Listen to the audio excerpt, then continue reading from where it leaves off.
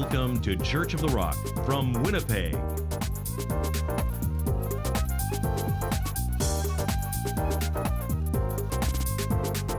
Stay tuned to this week's thought-provoking message from Pastor Mark Hughes.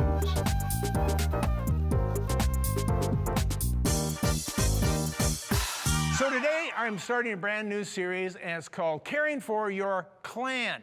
And of course, you know that this month is Family Month. We do this once every year, and we spend the whole month doing nothing but family. And I'll tell you why we do that. In God's world, there is nothing more important than the family. It was the very first thing that he created as far as mankind was concerned. Before there was a government, before there was even a law, before there was any kind of institutions, before there was even a place of worship, God created the family. So this title of this series is called Caring for Your Clan, and specifically today what I want to talk about is this: who is your clan? And when we think of clans, I don't know what you think of when you think of a clan, but most of us conjure up the image of the Scottish Highlands.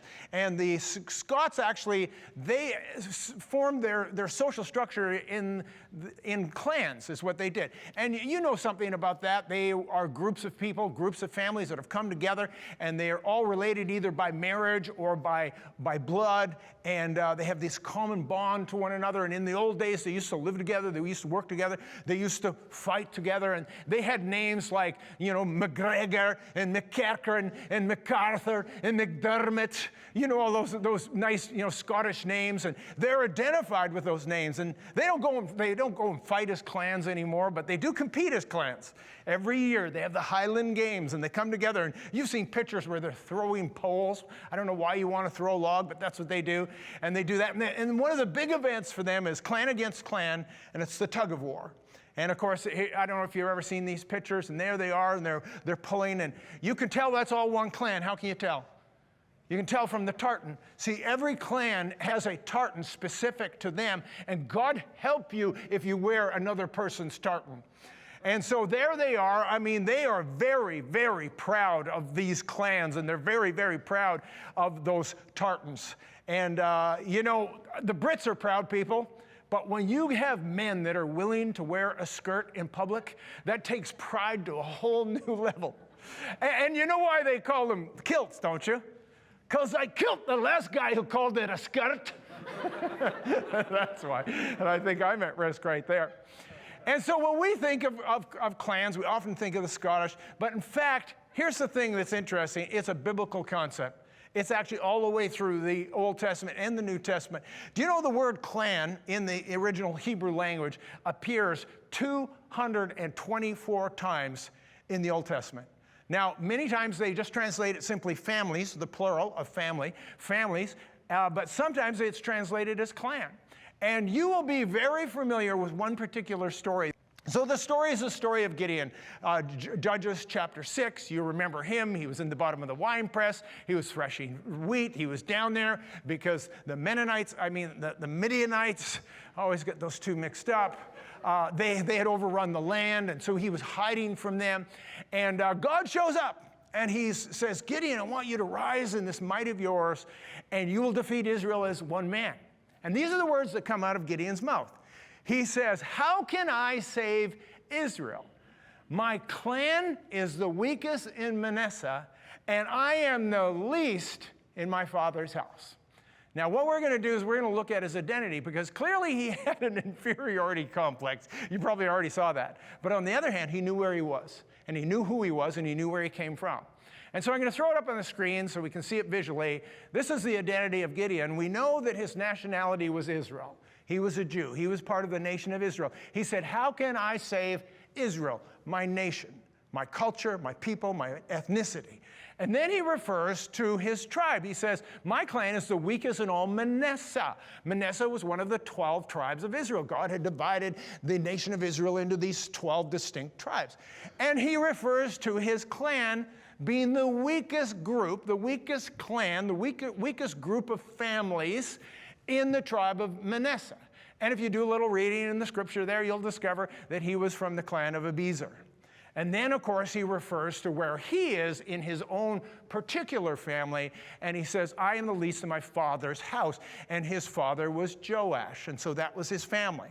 And so as we look at this, we begin to recognize that there are clans, and they're very, very much important to the whole nature of the biblical story that we've often forgotten, or maybe we've neglected to see it at all. And here's what I'm here to tell you, is that every single one of you has a clan. And so my question today is, who is your clan? And I know immediately some of you think, well, I don't have a clan. And the answer to that is, yes, you do. And I'm going to explain how you figure it out. Now, you remember probably a few months ago, I introduced you to something called Dunbar's number. Robin Dunbar was a sociologist some years ago, and he came up with this idea that cognitively we are only able to manage about 150 meaningful relationships. And so there it is, and he breaks it down. Yeah, we can recognize people by face. We might know people's names. But that number of 150 is sort of what we are intellectually and cognitively capable of maintaining in a social structure. And so that is probably the size of your clan, somewhere in that particular range. And if you want to know who is in your clan, all you have to do is look around the room at the next family wedding. Because the family wedding will be your clan. Those are the people who are your meaningful relationships. Who will be there? Well, there will be your immediate family. There will be your extended family. There will be your church friends. There will be your work friends. There will be your friends. There may be some neighbors there. There will always be that crazy uncle that you wish you didn't have to invite, but you have to, right? How many have that uncle? How many of you are that uncle, right? Oh, a couple of hands going up in the room, because you know that guy. He gets drunk and throws up on the dance floor. So you don't want to invite him, but he's going to show up. You don't do that, do you? No, thank you. He did put up his hand as the crazy uncle, though. And so it's really interesting. You look around. These are people's clans. And these are the people. Why are they at that wedding? Because those are the people, whether they're related to you or not, they are the people that are important to you. So here's what we're going to do. We're going to kind of drill down on this idea of who is your clan. I'm going to show you a verse that's really going to help us understand this and really help us understand what's important about our clan. And so we are going to be in Nehemiah chapter 4. And here's the story. Most of you will remember it. The children of Israel got taken away captive to Babylon for 70 years. And after 70 years, they finally start trickling back, coming back into the city of Jerusalem. They were under the leadership of this man named Nehemiah, a man with great vision. And Jerusalem was in big trouble. The gates were burned with fire. The walls had tumbled down. It was just a bunch of rubble. But what he did was he gathered this group of people together, and he knew how to stir them, and he knew how to inspire them, and they started to work, and they got their minds together to rebuild this city, and they got the wall up to half its height. Now, here is the little problem in the midst of this, is if you're away from your home for 70 years, somebody else is probably going to move into it. And there was a group of people living in that vicinity, and they didn't want those Jews back. And they're named in Scripture. They were Sanballat and Tobiah, and they were the Arabs and the Ammonites and the Ashdodites. And there was this group of people. Every single one of them, the Scripture says, they all conspired together to attack the Jews and to end this restoration of the city. So now Nehemiah has a problem, because the people are afraid, they're nervous, they're discouraged, they're worn out, and now they're under attack. So he has to figure out what to do. So what we're going to do is we're going to read the story of his strategy. And there's a couple of things I don't want you to miss. Nehemiah chapter 4, verse 13. Therefore, I positioned men behind the lower parts of the wall and at the openings, and I set the people according to their families. Take a wild stab at it. What word do you think that word is, families? Clans. It's the word clans. Same word that we saw in the story of Gideon. He says, I set them according to their families with their swords, their spears, and their bows. And I looked and I rose and I said to the nobles, to the leaders, and the rest of the people, do not be afraid of them. Remember the Lord, great and awesome, and fight for your brethren, your sons, your daughters, your wives, your homes. And it happened when our enemies heard that it was known to us and that God had brought their plan to nothing, that all of us returned to the wall, everyone to his work. Now here's my question for you. Why did he set them on the wall according to their clans? Because he wanted them to fight for their families. He knew that people will fight for their families more than anyone else in this world. Isn't that true? And he put them together on the wall in a careful orchestration that they were in proximity of their family, knowing that they would fight for their family. And then he gives them this speech, this little tiny speech. It's like 2 lines long, but it inspired them, and they knew, I need to fight for my family. But when I read this story, there's a picture that comes to my mind, and you know what it is? The movie Braveheart. How many remember the movie Braveheart? How many of you have seen it? The movie Braveheart is a great movie. Here's the poster from it. Everybody thought the mullet came from the 90s.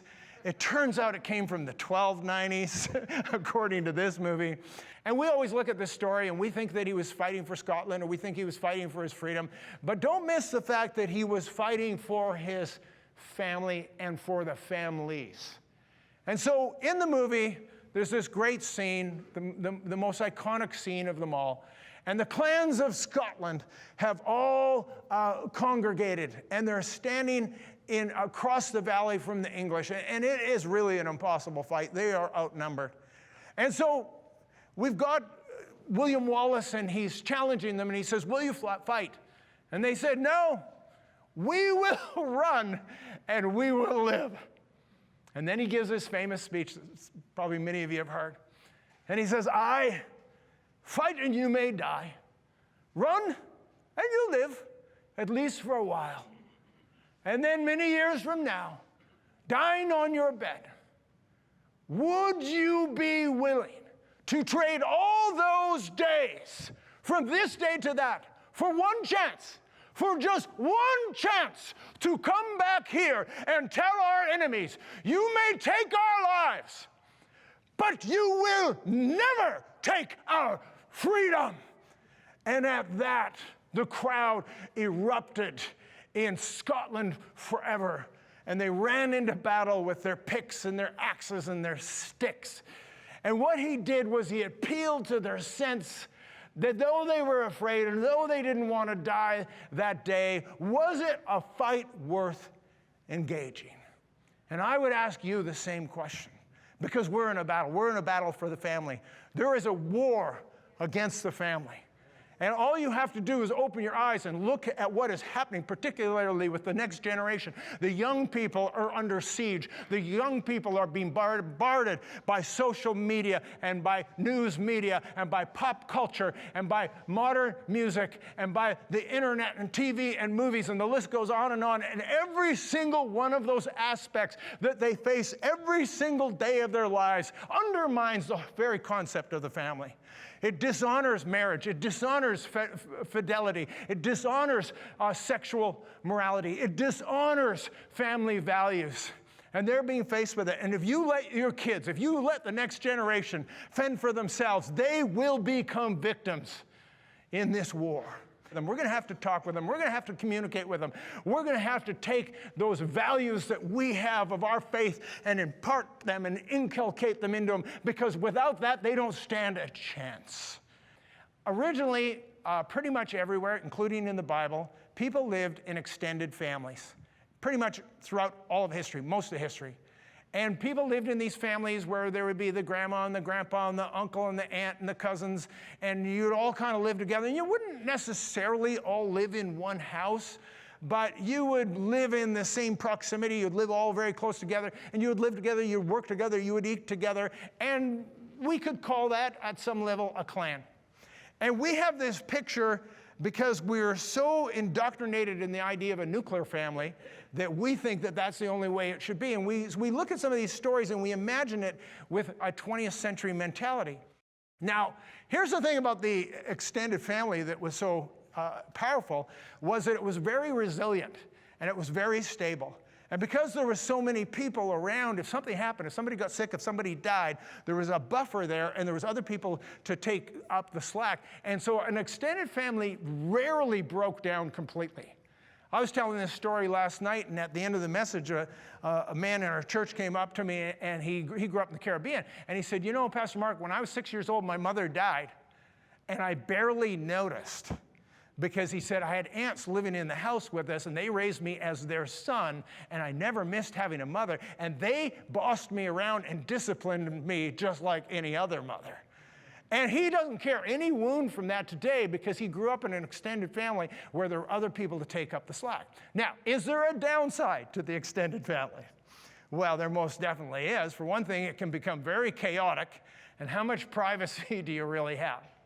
But here was the thing. I've actually had some small experience with the extended family. It happened to us every summer because we had a family cottage that a bunch of us shared, and everybody goes to the cottage at the same time. You ever figured out how that works? It's called Weekends in July.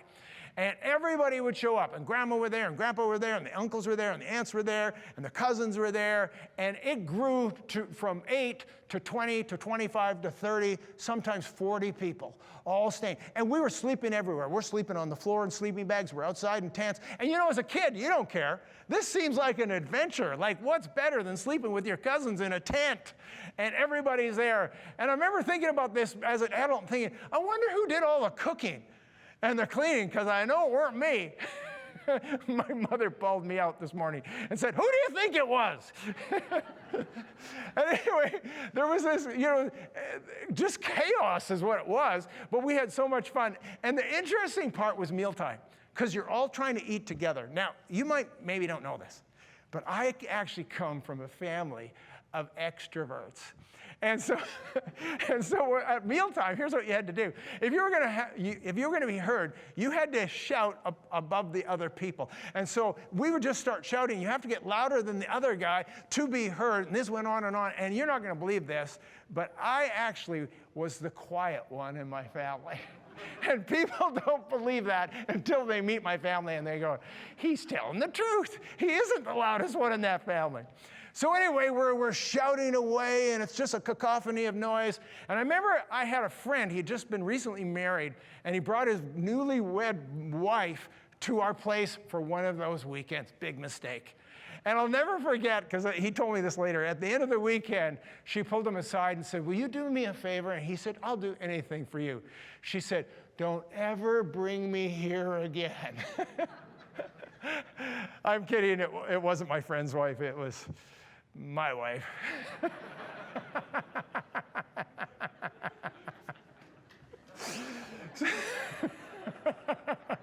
Again, I'm telling the truth. All right, so you have the extended family, and for many, many, many centuries, it worked just fine. But then something happened. It was called the Industrial Revolution. And the Industrial Revolution changed everything because now the jobs were in the city.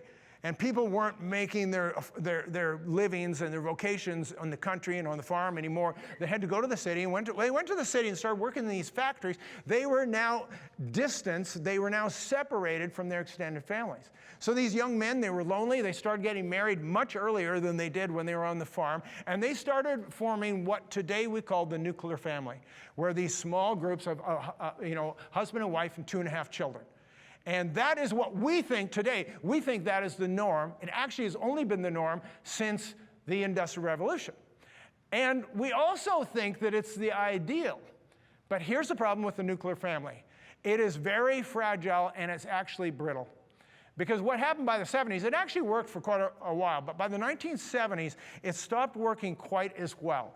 Because what happened is people couldn't sustain it financially, and so you were going to have 2 incomes. And the women went off to work.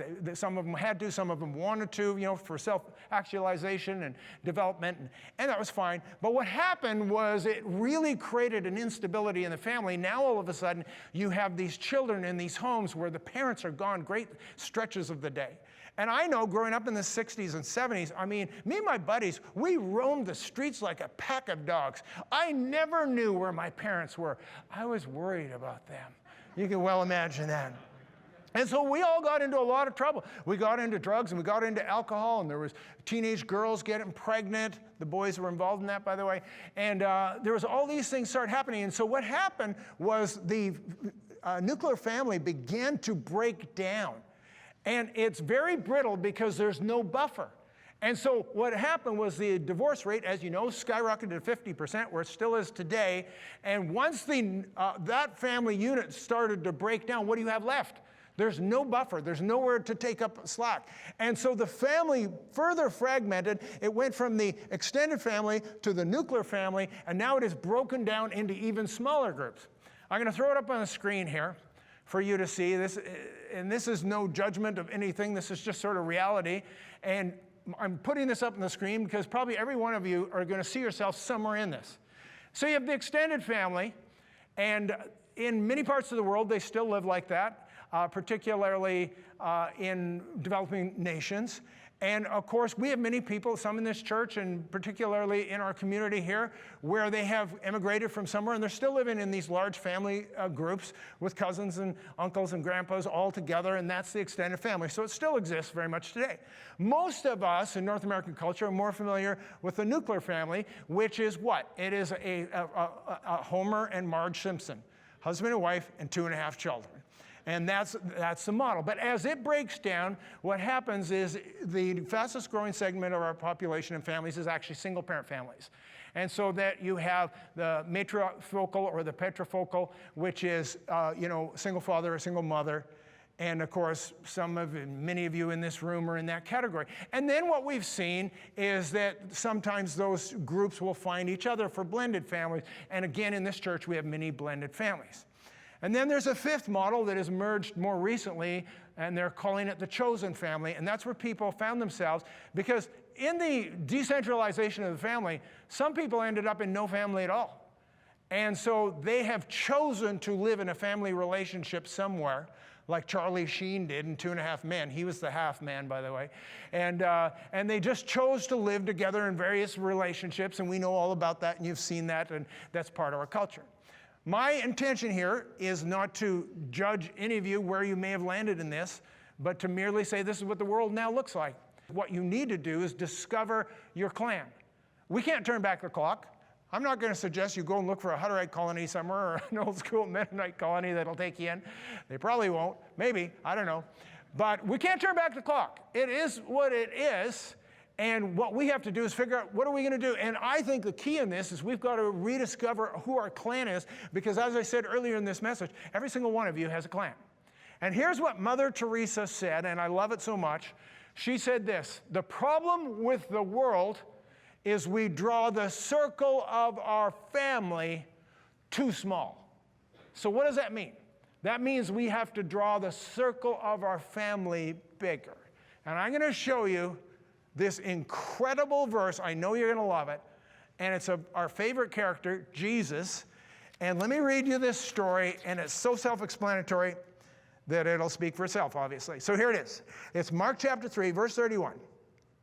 Then his brothers and his mother came, so his biological mother and his biological brothers, obviously. And standing outside, they sent to him, calling him, and a multitude was sitting around him. And they said to him, "Look, your mother and your brothers are outside seeking you." So just so you know what's going on, there's a crowd of people around Jesus. He's in this building or in this house. It's just jam full of people, all these people wanting to be followers of Jesus. And his biological family's on the outside, and they can't get in, so they send a message that said, we're looking for Jesus. And this is what he answered. But he answered them, saying, "Who is my mother or my brothers?" He looked around in a circle of those who sat about him and said, "Here are my mother, here are my brothers." Did you catch what he did? He looked at the followers of Christ. He looked at the Christian people, the people who wanted to be believers. And he looked around in a circle and he said, "These are my mother, these are my brothers." He drew the circle of his family bigger. And you see, we have the distinct advantage when we are part of a church, that we are not just part of an institution, we are part of a family. And you have family in this room. I have family in this room. There are people that God has caused us to connect with. People he has brought us from around the world, and he has thrust us together in this unique relationship called the family of God. And I look around this room and I see people that I would consider, most of you in fact, that I would consider you my family. I feel loved by you. I feel accepted by you. And I hope you feel the same way from me, because this is the circle of our family. We have to learn to draw the circle of our family bigger. And who has a better chance to do that than the followers of Christ?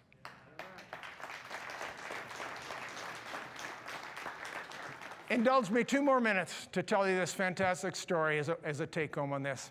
How many of you have ever seen the movie The Blind Side with Sandra Bullock? How many have seen that movie? It's a great movie. It's a great story. Sandra Bullock nailed it. She won an Academy Award, actually won Best Actress in every category, in every award show. And here's the story. It's about a couple, a family living in Memphis, Tennessee. Their names are Sean and Leanne Toohey. And their kids go to the school. They're actually very, very well off. He owned 60 restaurants at the time, and they now own 85. And they're this loving, compassionate, strong Christian family. So they're at a volleyball game one night at the school, and at the end of the game, they see this very large black boy. He's a high school student. He's 6'4". He's something like 300 pounds. And he's going around the bleachers, and he's picking up old hot dogs and French fries, and he's eating off of the bleachers. So they ask their kids about him, and they say, yeah, that's Michael. Michael Ower is his name. That's Michael, and he wears the same clothes to school every single day, and they didn't know anything about him. So a few days later, Leanne is driving down the road. It's dark, it's night, it's cold. And she sees this boy walking down the street all by himself. And he's inappropriately dressed. He's wearing those same clothes. He's wearing this T-shirt. And he's shivering. And so she pulls over, this little diminutive blonde woman. She pulls over and she says, do you have somewhere to go? So she figures out the story. This boy has just lost his father. He's just died. His mother's a drug addict. He actually has nowhere to go. He has no shoes. He has nobody feeding him. He has nobody taking care of him. He's just trying to make a go of this. So she says, you're coming home with me. So she brings this black boy home to their home, and he sleeps on the couch for the night. And of course, the story goes on like that, and they just continue to befriend him and continue to invite him over, and they invite him over for Thanksgiving, and he starts to become part of the family. And I love this picture. They took him to see Santa Claus. I love this picture. The one on the left is the real-life picture of the kids and Santa Claus and Michael, this giant of a man. And then that's the picture in the movie on the right. And, of course, he's really struggling in school. His grade point average is .76, and he's got an IQ of 80. And he could play football on the school team, but he's academically ineligible because of his grade point. And so Leanne starts taking him on and helping him and tutoring him. And his grade point goes from .76 to 2.52. And now he can play for the team, and he starts playing for the team. But he's actually not able to really perform. There's something wrong. He lacks motivation. And on one of the tests they gave him, he scored very high in what was called protective instinct. When someone was in harm's way, he would protect them. So she knew what to do, and this is the scene from the movie. She's pointing at him, and she's saying to him, you need to protect your quarterback, because those people over there, they want to hurt him.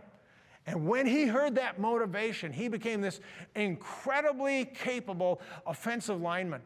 Just to speed through the story, he ends up graduating. He gets recruited to one of the universities. Actually, all the universities wanted him.